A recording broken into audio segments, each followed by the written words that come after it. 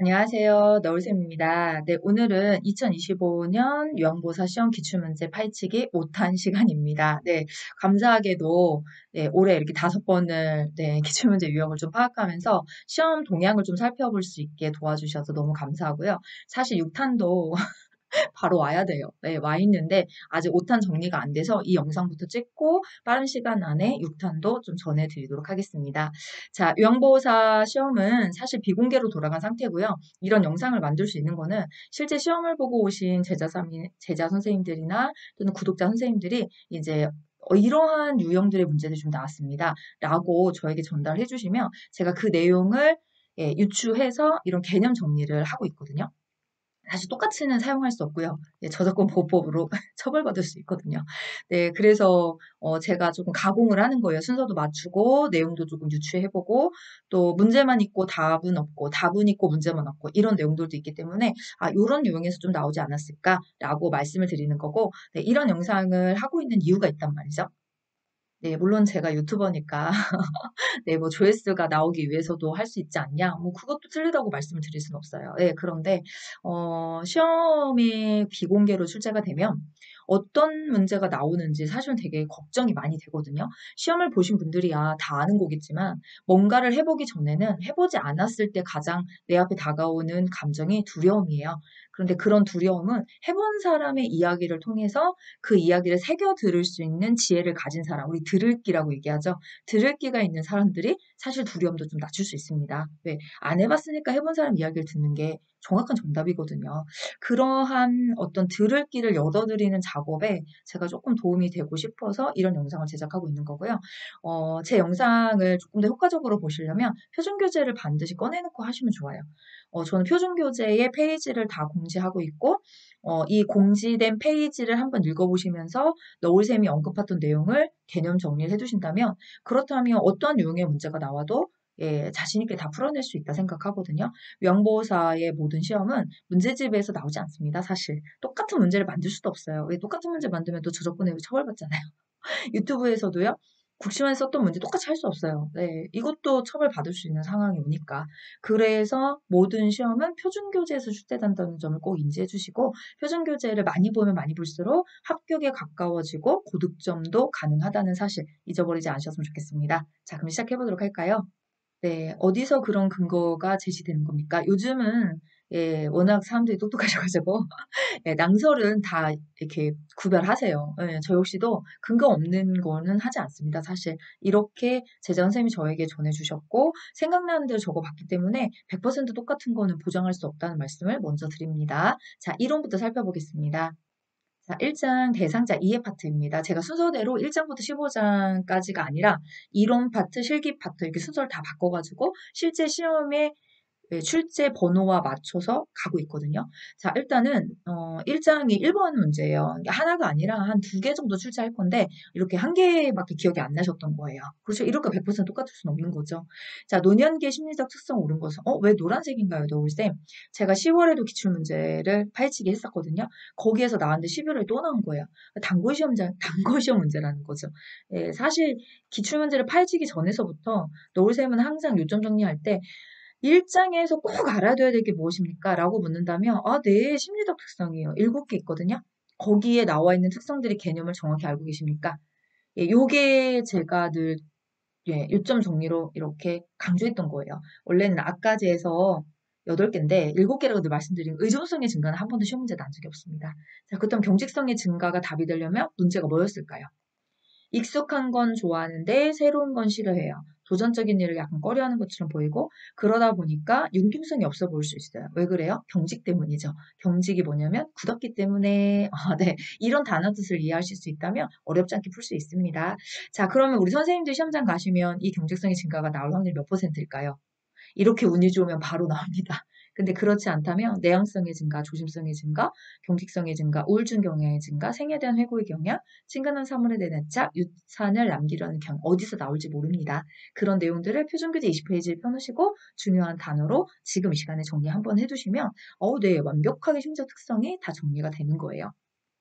자, 그 다음에 이제 2장으로 가보도록 할게요. 네. 자, 2장에서는 노인복지와 장교양제도 파트이고요. 일단은 1번의 문제를 보니까 노인인권보호사업, 학대예방사업, 시설 내 노인의 권리보호미, 노인의 권익보호를 위한 사업을 하는 곳은 이렇게 물었어요. 사실 문제는 없습니다. 이거 답만, 노인보호 전문기관이 답이었어요. 이렇게 알려주셨던 문제인 건데, 아, 사업 유형에서 나왔구나. 네, 우리가 노인복지 사업의 유형이 표준교재 세 가지 분류로 나와 있습니다. 자, 첫 번째가 치매 사업 및 건강보장 사업이 있고, 두 번째가 노인 사회활동 및 여가활동 지원 사업이 있고, 세 번째가 노인 돌봄 및 지원 서비스 사업이 있습니다. 각각에 해당하는 사업 내용들을 우리 기억하고 계실까요? 괜찮습니다. 주관식 아니기 때문에 다다다다다 외우지 않으셔도 됩니다. 근데 느낌은 좀 알고 계셔야 돼요. 느낌. 건강이었으니까 치매안심센터 공공후견 사업, 뭐 실명, 무릎 인공, 관절, 건강진단. 아, 그 치매 건강보장 사업이 이런 느낌이 있잖아요.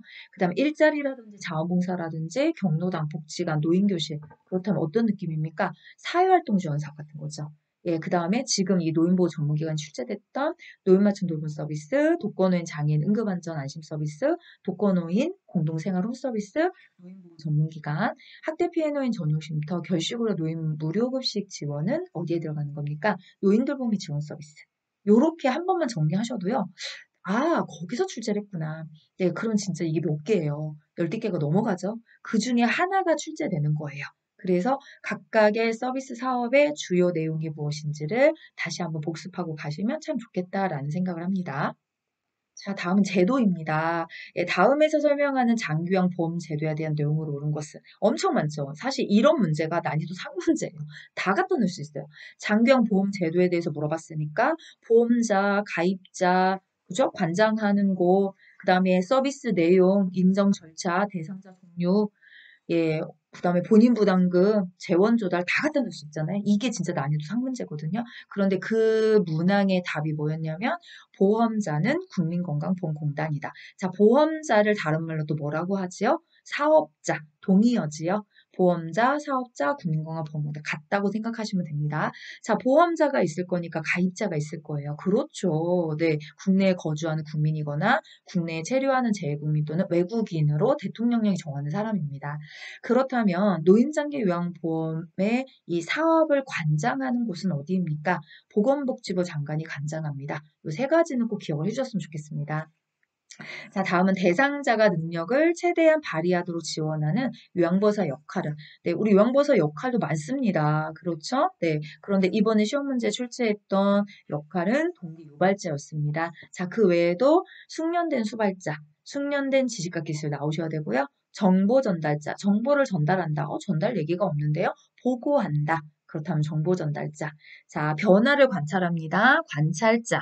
의사소통 기법을 활용합니다. 말법과 상담자. 예, 그 다음에 지금 나왔던 동기유발자 외에 예, 소외받고 학대받는 대상자 입장에서 편들어준다. 그러면 옹호자. 이렇게 역할은 6가지. 그 중에서 하나가 나왔다라고 생각해 주시면 되겠습니다.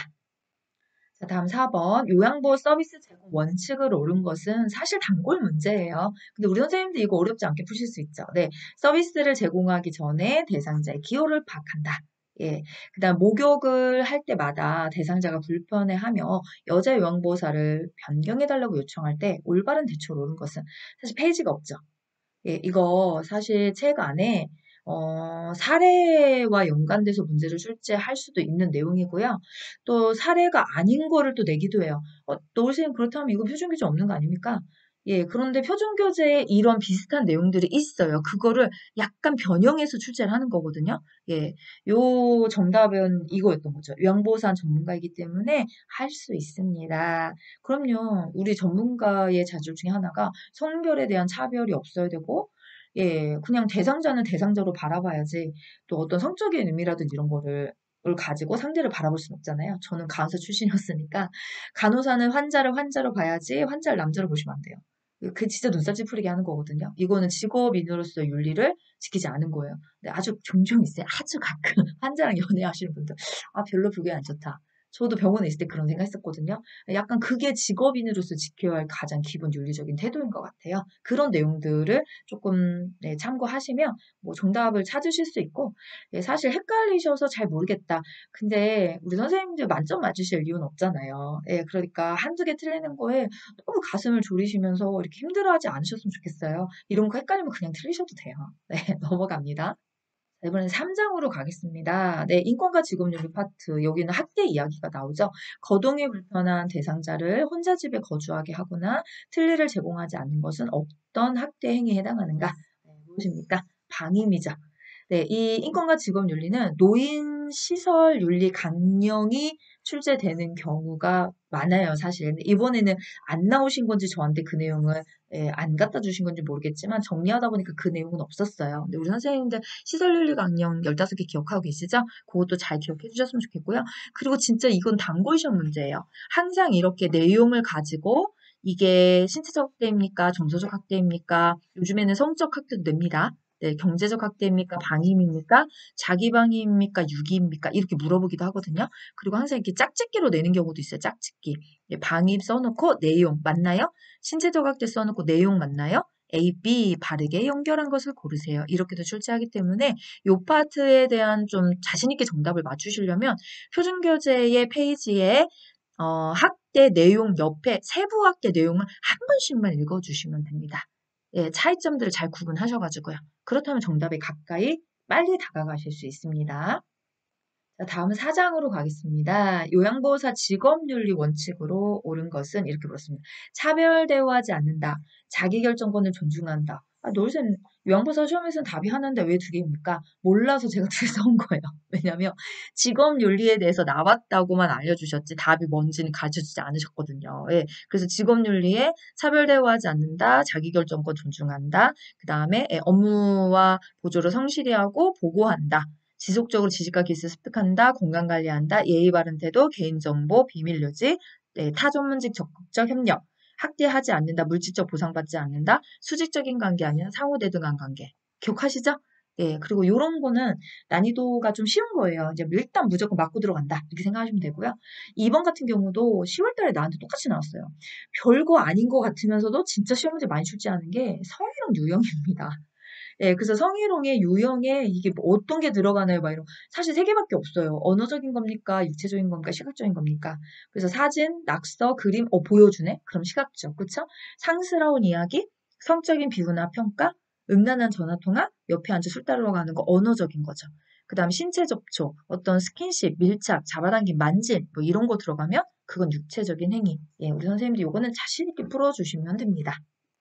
다음은 수근관 증후군에 대한 설명이에요. 사실 10월에도 수근관 증후군이 났는데 답이 이런 내용이 아니었어요. 그래서 이번에는 수근관 증후군을 쭉 설명할 때 그 내용 중에서 옳은 것을 골라봐라 라고 했으니까 네, 답이 뭐냐. 손을 털면 저림과 통증이 완화된다. 이거 외에도 또 어떤 내용이 있습니까?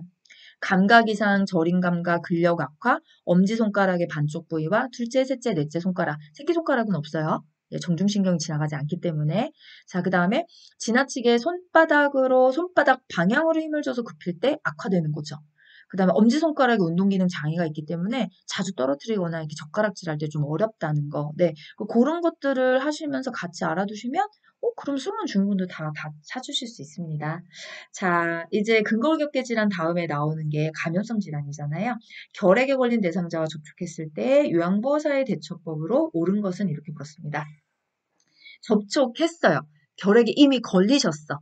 예, 그랬을 때 우리가 반드시 해야 될 게 뭐냐면 결핵 감염에 대한 검사를 받으셔야 되잖아요. 네, 그런 내용이 이제 시험 문제 출제됐던 거죠. 자, 이거 외에도 또 뭐가 있을까요? 예, 결핵균에 우리가 접촉이 되시면 이제 증상들이 나와요. 2주에 3주 이상의 기침, 발열, 체중 감소 이런 거. 예, 그럴 때도 가야 되죠. 예. 그 다음에 보호 장구인 마스크, 장갑. 예, 이런 거 좀 착용하셔야 되고. 또 결핵에 걸린 대상자 물건 함께 쓰는 건 괜찮아요. 침이나 가래가 묻은 물건은 예, 좀 조심하셔야 되는 거고. 또 결핵균은요. 예, 산이나 알칼리에 잘 견딥니다. 그런데 얘네가 약한 데가 있죠. 직사광선. 네, 그래서 침구 같은 것도 일광 소독하는 거 좋습니다. 선생님들 또 하나 알아주셔야 돼요. 잠복결핵 감염되나요? 안 되나요? 예, 감염시키지 않습니다. 네, 그래서 이런 내용들을 잘 기억하시면 결핵과 관련된 문제들은 전부 다 정답을 찾으실 수 있습니다. 자, 이제 5장 노화에 따른 변화 질환으로 넘어가도록 하겠습니다. 단골 문제예요. 노인성 질환의 특성으로 옳은 것은. 네, 그런데 그게 나왔다고 했지 어떤 내용이 나왔는지까지는 저한테 전해주시지 않았습니다. 네, 그래서 100% 똑같다는 말씀을 이렇게 늘 못 드리는 거예요. 그럼 괜찮습니다. 그쵸? 우리가 노인성 질환 시험 문제 나왔구나. 거기서 중요한 거 뭐야? 이렇게 정리하고 가시면 되잖아요. 단독으로 발생하는 경우는 드뭅니다. 하나의 질병에 다른 질병이 동반되기 쉽고요. 또 불명확한 만성퇴행성 질환이 많아요. 그 다음에 약물에 민감해지죠. 예, 무엇 때문에 그렇습니까? 신장의 소변 농축 능력과 배설 능력이 떨어져서 중독 상태에 빠질 수 있고, 예, 또 어떤 얘기가 나오나요? 기존의 질병명으로는 구분이 안 된다는 거죠. 그 다음에 가벼운 질환, 의식장애 일으키기 쉽고 뇌졸중뿐 아니라 폐렴, 설사도 의식장애 발생합니다. 이런 내용들 있죠. 예, 또 질환에 민감하기 때문에 위험 요인에 노출되면 질병에 잘 감염이 된다. 이런 내용들 기억해 주시면 또 정답 다 보입니다. 자, 그 다음에 이제 질환에 이번에는 소화기계 질환에서 위궤양이 나온 것 같아요. 우리 관련 요인도 잘 출제해요. 제가 늘 말씀드린 거 이거. 예, 헬리코박터균 나오면 고민하지 마세요. 위궤양 탁 체크하시면 됩니다. 나머지는 진짜 헷갈려요. 왜냐면 잘못된 식습관 그거 위험도 나올 수 있어요.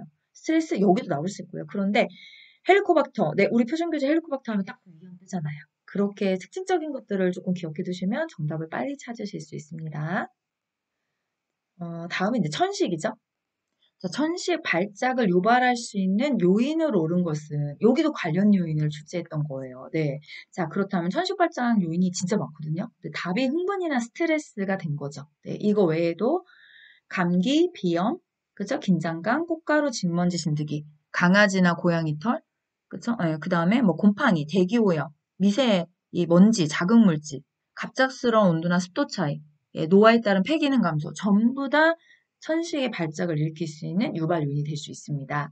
자, 그 다음 이제 4번에 보시면 비대된 전립선이 요도를 눌러 요도가 좁아져서 소변 줄기가 가늘어지는 질환을 이렇게 부르어요. 네, 이거 뭐죠? 예, 답이 문제 있죠. 전립선 비대증. 그런데 이것도 어떤 문제가 나왔는지 잘 모르겠어요. 그냥 전립선 비대증에 대해서 나왔습니다. 이렇게만 저한테 주셔가지고 그럼 우리가 전립선 비대증과 관련돼서 일단은 정의를 제가 작성을 한 거고요. 이렇게 정의 살펴보시면서 교재 내용에서 중요한 포인트 잡아가시면 돼요. 그럼 전립선 비대에서 관련 요인을 물으면 노화에 따른 남성 호르몬 감소, 여성 호르몬의 증가 등 호르몬 불균형으로 발생할 수 있는 질환 뭐 이렇게 물으면 이것도 전립선 비대증이 되는 거죠. 예, 또는 전립선 비대증의 증상이 있습니다. 네, 소변이 바로 나오지 않고 힘을 줘야 나오고, 그죠? 그 다음에 비대된 전립선 요도를 눌러 요도가 좁아져서 소변 주기가 가늘어지는 거. 이게 또 전립선 비대 대표적인 증상이거든요. 또 여기서 시험 문제 출제했던 내용 중에 어떤 것들이 있냐면 이런 거 있어요. 너무 오랫동안 방광 안에 소변이 남아있으면 뭐가 생길 수 있죠? 방광염. 그래서 일정한 간격으로 소변을 빼줘야 된다. 예, 뭐가 생길 수 있냐? 이렇게 물어보는 거죠. 방광염. 이게 전립선 비대에서 나오는 시험 문제 중요한 내용 다 요점 드린 거예요. 예, 이런 게 필요해서 제가 표준교재를 좀 같이 봐주셨으면 좋겠다라고 하는 거죠. 노을쌤도 머릿속에 다 못 외웁니다. 저 옆에 표준교재 놓고 해요. 네, 이렇게 다시 한번 찾아보시는 시간을 제가 좀 만들어 드리고 싶었던 겁니다. 자, 다음 가겠습니다. 5번 대상자에게 욕장 발생 시 대처 방법으로 옳은 것은 네, 이거는 답 나왔어요. 이렇게 침대에서는 2시간보다 더 자주 체위 변경을 한다. 예, 그러니까 욕창이 생기셨으니까 원래 의자는 1시간, 누워있는 침대는 2시간인데 발생했다면 그거보다 더 자주 체위 변경을 해주셔야 되겠죠. 자, 그 다음 이제 6번에 보시면 녹내장 대상자 일상생활 주의사항으로 옳은 것은 그러니까 녹내장 대상자의 일상생활 주의사항에서 시험 문제가 나왔다고 가르쳐 주셨어요.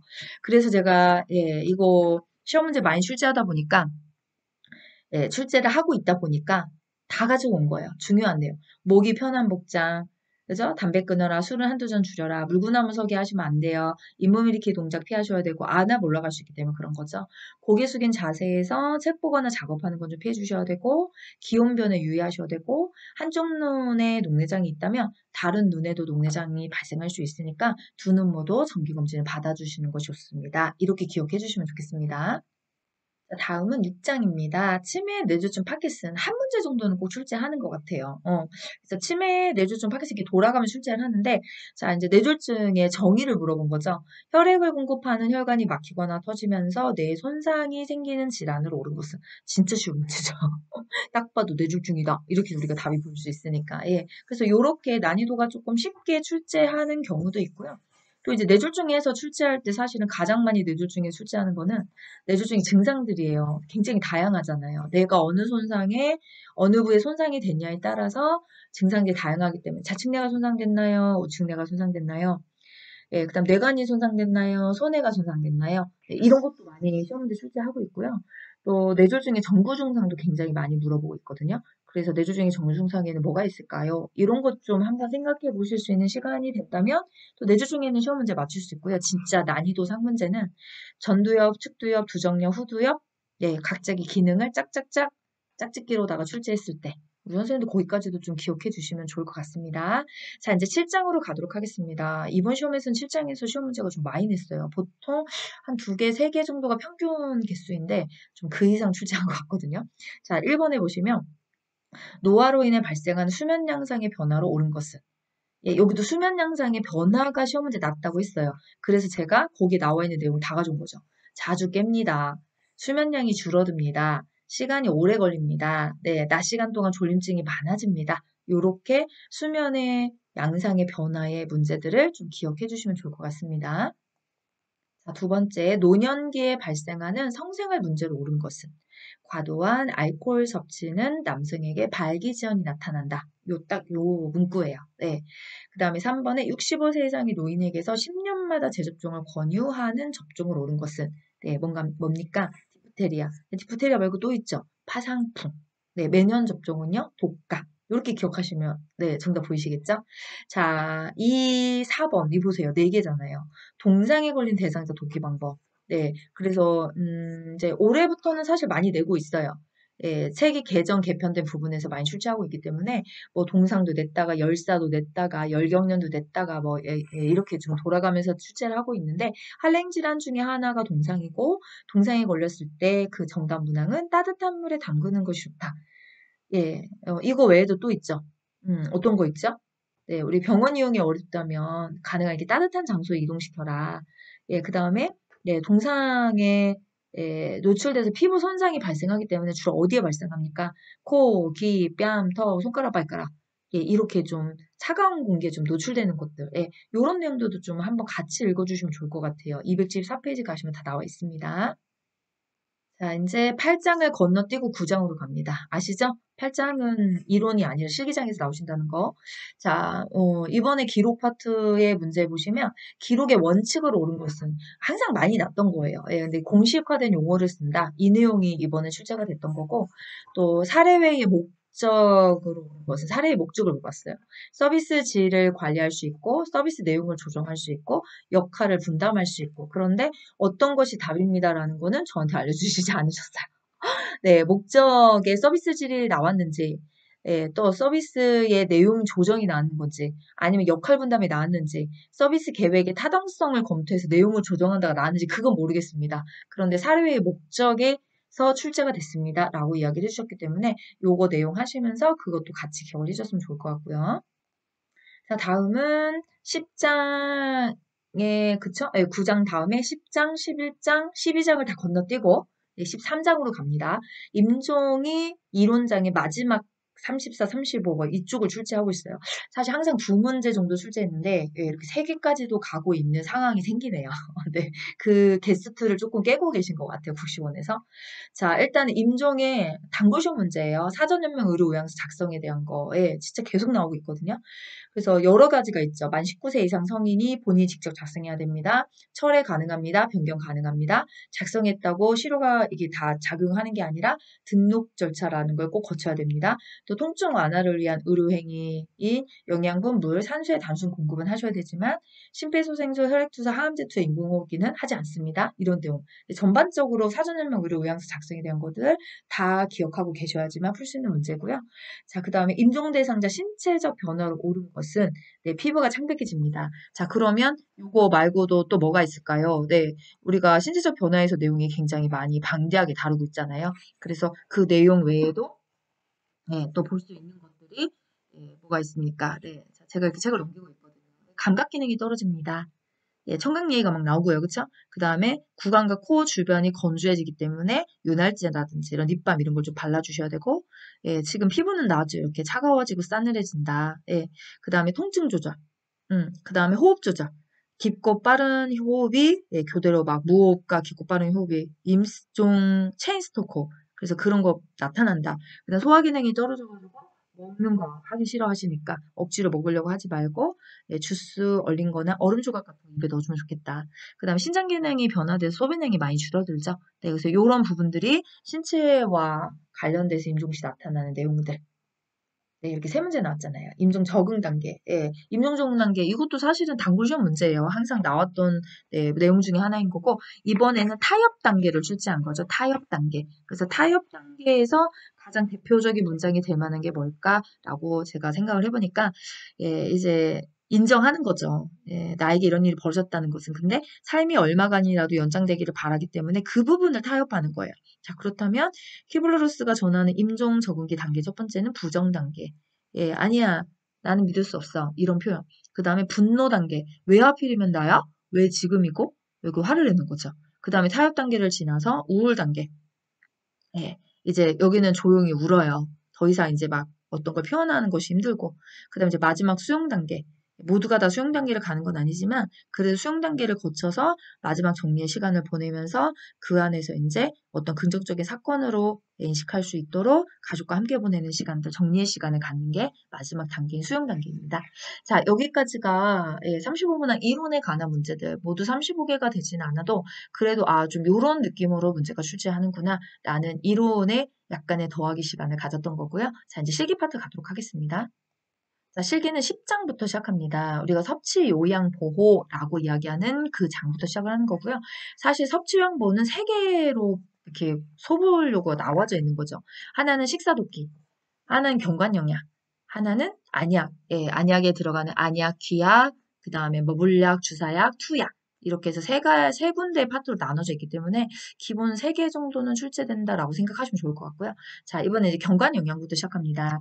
자, 경관영양 대상자 식사독기 방법으로 옳은 것은 이것도 항상 단골 시험 문제로 출제하는 내용입니다. 식사 후가 끝나고 나시면 30분 정도 상체를 상승시켜서 앉혀주는 것이 좋다. 이런 내용들이 이번에 시험 문제 답이 됐던 거고요. 그거 이외에도 우리 경관영양에서 시험 문제 출제하려면 의식이 없더라 청각 기능이 남아 있을 수 있으니까 시작과 끝은 반드시 알려주십시오. 또 영양주머니는 매번 씻어서 말린 후에 사용합니다.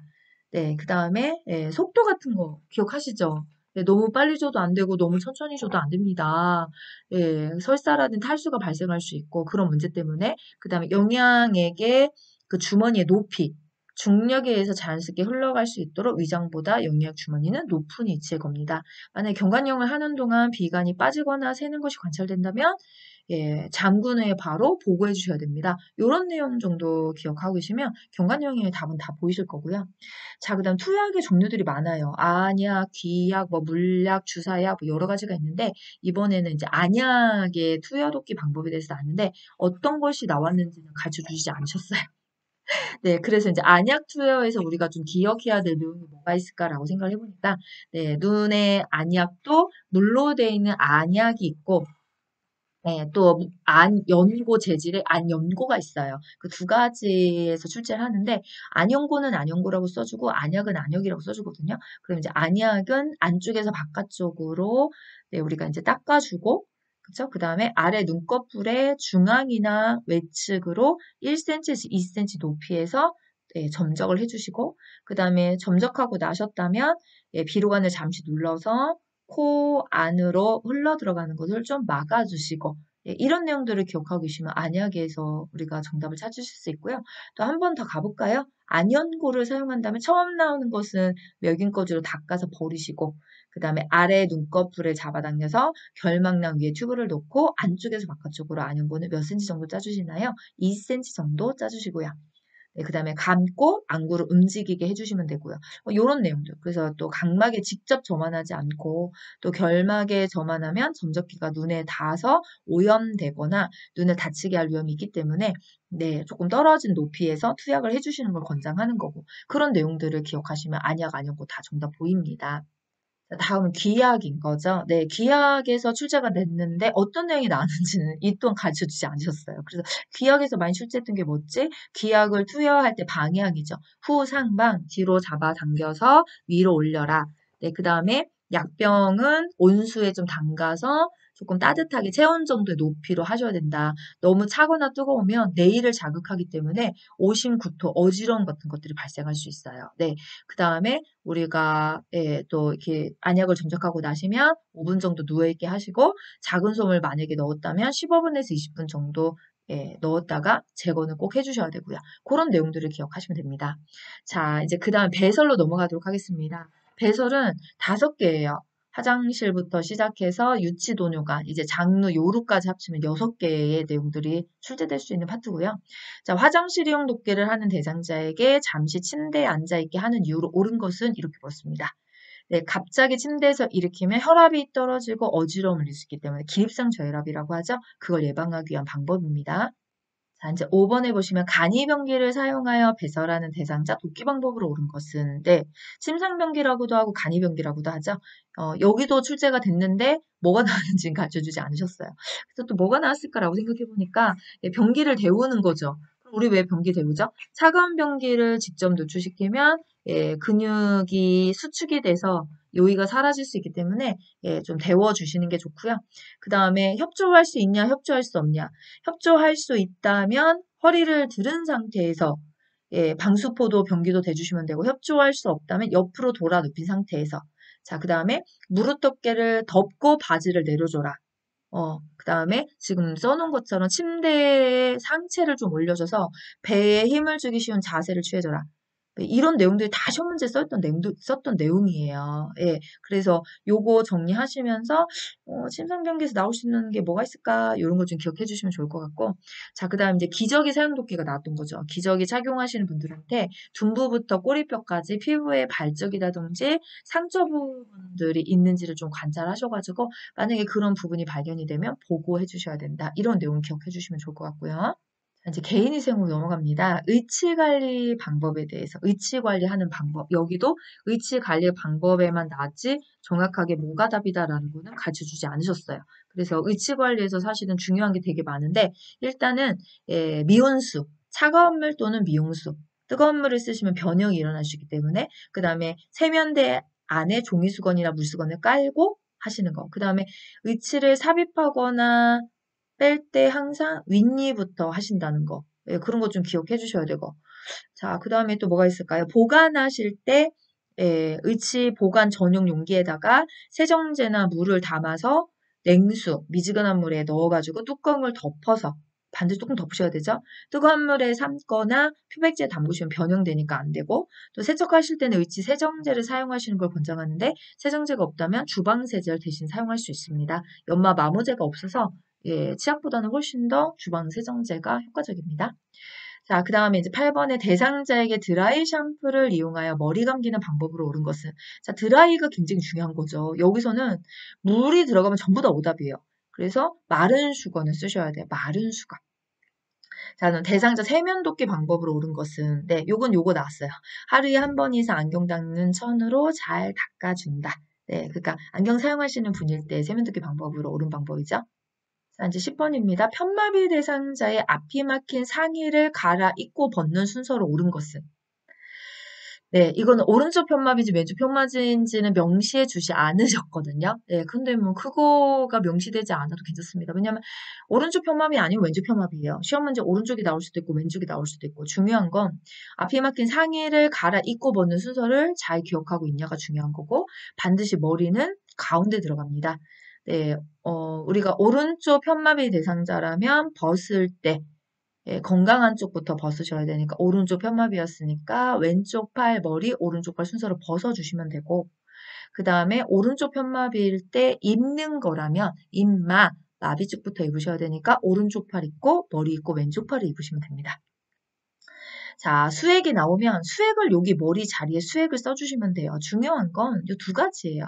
입을 때는 마비 쪽부터 불편한 쪽부터 벗을 때는 건강한 쪽부터. 왜 그런가요? 네, 실습을 해보시면 아시는 거죠. 네, 그래서 저도 교육원에서 이거 반드시 실습 시켜드리거든요. 그냥 이론으로 머리로 따따따따 외우는 게 아니라 사실 이거 외우시는 거는요. 실습 안 해보셔도 시험 문제 답은 다 찾을 수 있어요. 그런데 현장에 나가서 진짜 마비 어르신 상의 막힌 옷 갈아입히다가 안 돼가지고 혼나시는 분들 굉장히 많거든요. 아니, 선생님, 그거 학원에서 배우시고 시험 합격하셨는데 왜 안 돼요? 이렇게 물으시는 선배님들 저 많이 봤어요. 그 또 혼나가지고 저한테 막 교수님 저 그거 안 돼가지고 혼났어요. 막 이렇게 얘기하시는 분들 많이 봤거든요. 해보세요.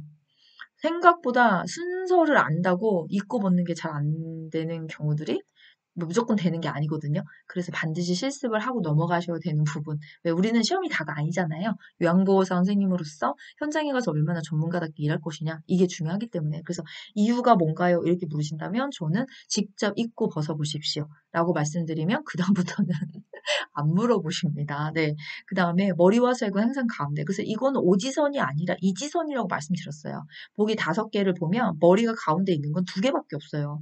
어떻게 더 이상 만들 수가 없거든요. 그래서 2개 안에서 답을 빨리 찾아주시는 연습을 하시면 시험은 거뜬히 잘 무난히 지나가십니다. 자, 이제 11번에 체위변경으로 갑니다. 옆으로 누워있는 오른쪽 편마비 대상자 침대에 걸터 앉히는 방법으로 옳은 것은? 예, 그림 문제였습니다. 네, 우리 표준교재 가보면 요거 있죠. 네, 그 오른쪽 편마비. 예, 이분이 정확하네요. 마비 쪽으로 바닥을 지지할 수가 없기 때문에 이분이 오른쪽 편마비였을 거예요. 지금 왼쪽이 바닥에 내려와 있는 상태잖아요. 아마 요런 그림이었을 거예요. 요 그림 아니면 요 그림이 답이겠죠. 네, 그래서 요거를 문제를 푸시려면 일단 머릿속에 건강한 쪽을 밑으로 가는 건가요? 마비 쪽을 밑으로 가는 건가요? 건강한 쪽이 밑으로 가셔야 되죠. 네, 그래서 아마 그림이 반대로 그려져 있었을 겁니다. 그렇게 확인하시고 또 요양보호사의 손이 한 손은 목과 어깨로 한 손은 무릎을 지지할 거예요. 근데 여기 목과 어깨와 무릎을 지지하는 그림이 다른 손에 가 있었을 겁니다. 자, 이래서 표준교재를 좀 잘 보셔야 되고 체위변경 파트가 실기 파트에서 쉬운 파트는 아니에요. 이게 글씨를 그림으로 연상 작업해야 되는 작업을 좀 해주셔야 되기 때문에 조금 난이도가 있는 문제인데 뭐 그렇다고 못 풀 건 없어요. 그렇죠? 표준교재 많이 보시고 오른쪽 왼쪽에 대한 위치 파악을 잘 해주시면 돼요. 그래서 문제집을 풀어보실 때 그림이 들어가 있는 다양한 문제집을 좀 풀어주시는 것이 나의 실력을 또 높일 수 있는 재료 선정이기도 합니다. 그래서 지금 제가 이런 거 하실 때 한번 상상해보세요. 만약에 오른쪽 편마비가 아니라 왼쪽 편마비였다면 자세가 어떻게 돼야 되고 또 요양보호사의 손은 어느 쪽에 가 있어야 하는 건지 그 그림이 정답이 되실 겁니다. 자, 이제 12번에 보시면 대상자를 휠체어에서 바닥으로 이동하는 순서로 옳은 것은 물었어요. 그래서 제가 그림이 아니라 예대를 가지고 온 거예요. 이거 가나다라잖아요. 예, 가나다라. 그래서 휠체어에서 바닥으로 이동할 때 순서였으니까 이 1, 2, 3, 4, 5번을 가나다라 마에다 갖다 놓을 수도 있고 가나다라 4개로 넣을 수도 있어요. 예, 그래서 그 순서의 문제를 풀어주시는 건데 사실 여기에서 노을쌤이 꼭 기억해야 될 거 하나만 좀 찍어보실래요? 그럼 저는 3번 뽑아요. 네, 대상자의 마비된 쪽 옆에서 어깨와 몸통을 먼저 지지하시고 그 다음에 대상자 팔을 뻗어 바닥을 짚게 하셔야 바닥으로 꼬꾸라지는 일이 생기지 않습니다. 이 순서만 틀리지 않으신다면 정답 눈에 보이는 거거든요. 그래서 이것도 실기를 직접 해보셔야 우리가 네, 이렇게 상상력을 통해서 순서를 잡아낼 수 있고 늘 말씀드리지만 가나다라 마바 기억 니은 디귿 리을 진짜 난이도 상문제예요. 너울쌤이 저도 17년을 강의했지만 이거 빨리 못 풀어요. 그리고 CBT로 시험 문제가 바뀌면서 종이처럼 이렇게 지금 하듯이 얘는 기억 이런 게 CBT 시험장에는 펜 기능이 없어요. 그래서 선생님들이 뒷짐지고 머리하고 눈으로만 답을 찾으셔서 가나다라가 맞나 나다가라가 맞나 다나가라가 맞나 이런 식으로 답을 찾아주셔야 되기 때문에 저는 제 선생님들한테 늘 이야기하는 게 뭐냐면 시험지에 문제집을 푸시다가 순서대로 찾으시오라는 문제가 나오면 연필 딱 내려놓으시고 뒷짐지고 눈하고 머리로만 푸는 연습을 하십시오. 그래야 시험장에 가서 CBT 문제도 잘 풀 수 있습니다. 이게 제가 전해드린 노하우거든요. 그러니까 우리 시험은요 전략적으로 가는 것 같아요. 예, 이게 시험 공부의 방법이 반드시 있어요. 시험을 잘 보는 방법도 있고요. 그걸 터득하신 분들이 짧은 시간 안에 효과적으로 고득점이나 합격을 가는 거잖아요. 그런 힌트들은 노을쌤이 유튜브 채널에서 진짜 많이 제공하고 있고 또 정확히 잘 여러 개를 좀 경험해서 영상을 보고 싶으시다면 노을쌤 유튜브 쇼츠를 찾아가세요. 거기에 공부법 쫙 설명해 놨거든요. 자, 다음 문제 갑니다.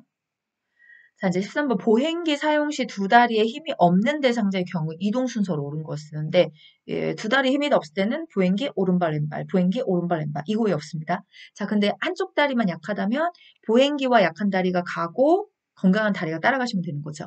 이랬을 때 오른쪽 편마비, 왼쪽 편마비, 예시로 시험 문제 출제할 수 있는 거고요.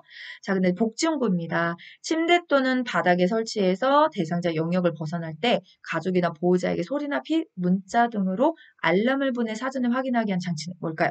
매트형 배열 감지기입니다. 네. 자, 이제 11장 가사 파트로 가겠습니다. 네, 가사 파트가 원래 세 문제 정도밖에 출제가 안 되는데 진짜 올해는 가사 파트에서 많이 다양한 문제들을 출제하고 있어요.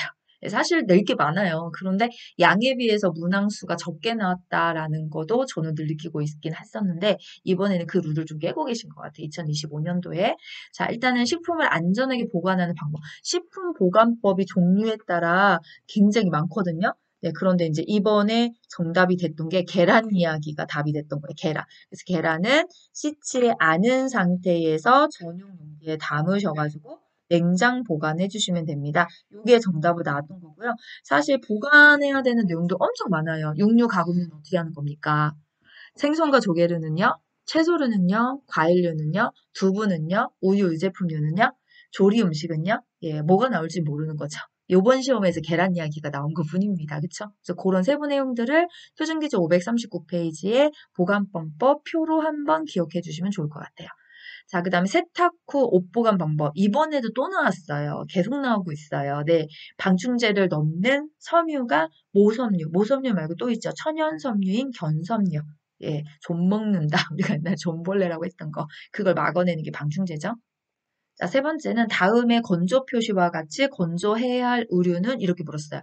요 표시가 시험 문제 출제됐던 거예요. 이거 빗금이 쳐 있으니 그늘이고 그늘에서 옷걸이에 걸어서 건조할 수 있는 의류겠죠. 그래서 합성섬유 의류라든지 색상 무늬가 있는 의류를 네, 이런 건조 표시에 맞게 건조해 주시면 됩니다. 네, 다 하고 알았어요. 하나가 빠져 있었다는 거. 일상 대행, 일상 업무 대행과 관련된 시험 문제도 출제했었어요. 동행, 대행 둘 중에 하나씩은 또 내고 있거든요. 자, 이제 12장으로 갑니다. 네, 어김없이 이번에도 치매에 대한 내용이 많이 출제가 된 것 같아요. 약간 변형을 많이 좀 했던 내용들이 있고요. 자, 일단은 치매 대상자 식사 돕기 방법을 옳은 것은 여러 개가 있죠. 예, 그릇은 접시보다는 사발이 좋아요. 이런 내용들 기억하시죠? 요번에 문항이 정답이 뭐였냐면 턱받이보단 앞치마를 입혀준다가 답이었고요. 자, 이제 2번에 보시면 프로그램을 참여하던 중 대상자가 소리를 지르는 행동을 할 때 대처 방법으로 옳은 것은 주의환기법이죠. 제가 늘 말씀드려요. 어떠한 문제 행동이 정신행동 증상이 나오더라도 공감을 먼저 하시고 해달라는 대로 동의할 거냐, 해달라는 대로 하지 못하는 비동의로 갈 거냐, 비동의는 하나밖에 없습니다. 그게 주의환기법이거든요. 그래서 문제행동의 정답으로 가장 많이 쓰이는 예시들이 좋아하는 음식, 좋아하는 노래, 좋아하는 취미, 좋아하는 거 이런 걸로 계속 찾아가시는 비동의의 주의환기법이 나와요. 여기도 마찬가지죠. 꽃밭에 물을 주러 가자고 한다. 꽃밭에 물을 주러 가자고 한다 내용이 있습니까? 사실 표준교재에 없죠. 예, 그런데 주의환기법을 기억하신 분이라면 정답 찾을 수 있다는 얘기죠. 자, 세 번째, 배회하는 대상자를 돕는 방법으로 옳은 것은 집안에서 배회하는 경우에는 배회 코스를 만들어준다. 이거 말고도 배회 대상자 돕는 법은 엄청 많아요. 그렇죠? 그래서 596페이지 돌아가셔서 한번 정리해 두시는 걸 추천합니다. 자, 그다음 치매 대상자가 짚어내린 행동을 반복적으로 해요. 이것도 반복적인 행동을 하는 거예요. 예. 그랬을 때 할 수 있는 대처 방법 옳은 것은 사실 정답 문항 아주 많이 만들어낼 수 있습니다. 왜 지퍼를 내리시는 거지? 혹시 바지가 불편한지 아는지 찾아본다. 이게 정답이 될 수도 있어요. 근데 그런 문항이 5개 없던 거죠, 이번에는. 지퍼가 없는 옷으로 갈아입혀드린다. 예, 왜냐면 이 지퍼 내린 행동이 신체적 불편함도 아니고 정신적인 욕구도 아니고 예, 단순하게 관심을 끌기 위한 거라면 관심을 가져드리는 거고 예, 좀 더 나간다면 아예 지퍼가 없는 옷 같은 걸로 이렇게 교체를 하셔서 조금 불편함을 좀 줄여줄 수 있는 방법도 한 가지 대안이기도 해요. 제가 1번부터 5번까지 예, 문항의 보기 문항을 다 볼 수가 없기 때문에 어떤 게 맞는지 모르겠어요, 사실은. 그런데 이제 우리 선생님이 이게 이제 와서 찾아보셨겠죠. 이런 게 났는데 이거는 정답하고 가까운 게 아닌 것 같은데 이렇게 해서 갖다 주신 답안이 이거였을 거예요. 근데 만약에 이거 아니고도 어떤 답으로 만들 수 있는지는 제가 조금 전에 말씀드렸던 거고요. 그런 생각을 좀 같이 해보셨으면 좋겠습니다. 그래서 영보사 시험이 만점이 잘 안 나와요, 사실은. 왜냐면 이게 출제자의 의도가 어떤 게 의도가 답이냐에 따라서 정답이 달라질 수 있잖아요.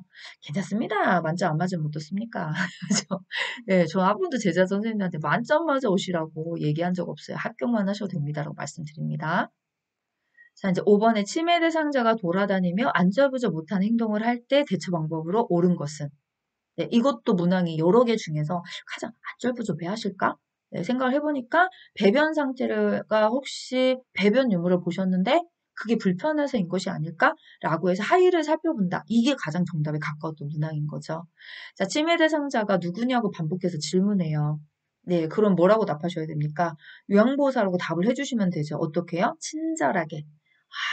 난 더 이상 답 못하겠다. 왜 자꾸 똑같은 걸 지금 10번째, 12번째 물어보시지? 이제 나는 친절이 안 되는데? 그럼 어떻게 하셔야 됩니까? 주의환기법으로 가시면 되잖아요. 예, 그런데 주의환기법에 관한 내용이 없었겠죠. 예, 그러니까는 사실에 대한 내용을 있는 그대로 친절하게 답해 준다. 이게 아마도 정답 문항이 제일 가깝기 때문에 얘가 정답이 됐던 거예요. 다른 거가 정답이 될 수도 있습니다. 예, 이렇게 보세요. 표정기재에 있는 내용의 문항이 그대로 써져 있는 게 아니라 치매 파트는 정말 약간씩 변형을 하고 있어요. 그리고 15장의 상황별 사례에서 선생님들 직접 교육원에서 역할극도 해봤고 사례극도 해봤고 토의도 해보셨다면 거기에서도 이런 비슷한 정답을 찾아내실 수가 있거든요. 네, 저도 그래서 역할극으로 직접 사례 회의에 수업을 진행하고 있고요. 자, 이제 치매, 9번째, 치매 대상자의 안전한 생활환경 조성으로 오는 것은. 근데 이게 치매 어르신만에 해당하는 생활환경은 아닙니다. 모든 어르신들이 발밑이 보일 수 있는 조명을 설치하시는 것이 안전한 건 맞아요. 네, 근데 좀 이제 치매와 연관돼서 생활환경, 안전환경법을 좀 찾아보시라 라고 했기 때문에 여기와 가까운 답이 된 거죠. 자, 이제 치매 파트가 끝나면 8장이 다시 등장합니다. 의사소통 정서 지원도 보통 3문제 정도 출제하는데 아마 이번에는 그 내용이 기억이 안 나셨던 것 같아요. 그래서 어떤 거를 기억하고 오셨냐면 이렇게 대상자 의사소통하는 방법으로 옳은 것은 앞에 아마 난청이 있었을 수도 있고 시각장애가 있을 수도 있고 언어장애가 있을 수도 있고 치매로 인한 장애가 있을 수도 있어요. 왜냐면 우리 책에 요렇게 네 가지의 문제를 가지고 계신 분들에서 의사소통 방법을 표준교재에 실었기 때문에 이거는 무엇보다 난청이 어떤 상태입니까? 시각장애가 어떤 상태입니까? 이거를 기억해 주시는 게 좋겠죠. 그래서 요거 정리하실 때 다시 돌아가셔서 네, 페이지를 제가 써놓지 않았네요.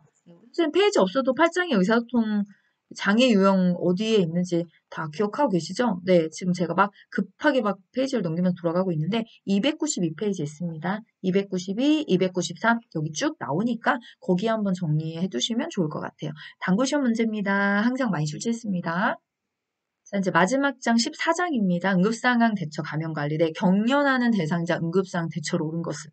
요 그림 그대로 나왔대요. 예, 고개를 옆으로 돌려준다. 똑바로 듣게 되면 이물질이 기도내로 넘어가서 질식에 우려가 있기 때문에 옆으로 돌려서 자연스럽게 흘러갈 수 있도록 도와주시면 됩니다. 자, 2번 전기 쇼크를 입은 대상자 응급처치로 옳은 것은. 네, 전류가 차단될 때까지 대상자에게 손을 대지 않는 거죠. 네, 차단되지 않은 상태에서 하시면 또 나한테 전기가 옮겨올 수 있기 때문에 그렇죠. 자, 대상자가 넘어져서 골절이 의심되는 경우에 대처 방법으로 오는 것은 제일 중요한 거죠. 움직이지 않도록 한다. 자, 다음은 자동심장 충격기 사용 방법. 그러니까 자동심장 충격기에 대해서 시험 문제가 났는데 어떤 문제가 났습니다라는 걸 구체적으로 가져주지 않으셨어요. 네. 그래서 자동심장 충격기에서 시험 문제에 맞던 내용을 좀 살펴보면 일단은 순서 제일 많이 나요. 전원 켭니다. 패드 붙입니다. 어디 붙이나요? 1패드 오른쪽 빗장뼈 아래, 2패드 왼쪽 족구치 아래 중간 겨드랑이선. 그림도 기억하고 계시죠? 그 다음 리듬 분석에 들어가고 나서 심장 충격을 합니다.